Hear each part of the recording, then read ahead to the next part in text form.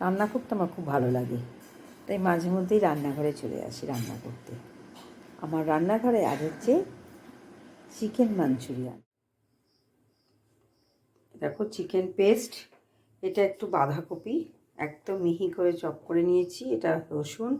এই দেখো এই মেশিনটা খুব ভালো।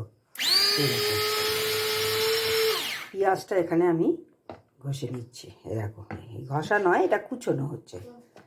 দেখো এই দেখো,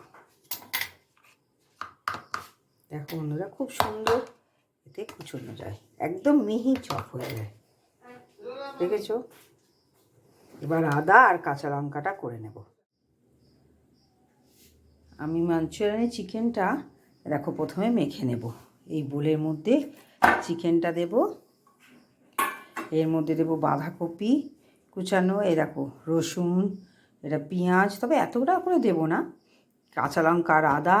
এখানে দেখো পরপর সস আছে, চিলি সস, যে প্রত্যেকটা নুন আছে, ভিনিগার আছে, চাট মশলা আছে আর গোলমরিচ দিয়ে আমি ভালো করে মেখে নেব। এর মধ্যেই দেখো সব দিয়ে দিয়েছি। এবার চিকেনটার সঙ্গে সব কিছু ভালো করে মেখে বল তৈরি করে নেব। এ দেখো মাখা হয়ে গেছে। এখান থেকে এবার আমি বলগুলো বানিয়ে নিচ্ছি। যে যতটা বড় মনে করো সেই অনুযায়ী বলগুলো বানিয়ে নেবে। এই যে বলগুলো বানিয়ে রাখবো। এবার কড়াইয়ের মধ্যে বলগুলোকে ভালো করে ভেজে নেব। ভালোভাবে লাল লাল করে ভেজে নেব।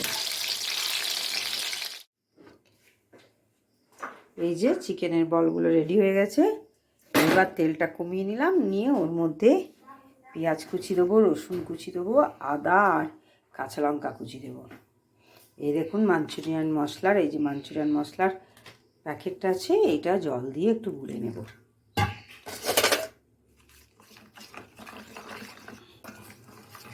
মশলাটা দেব,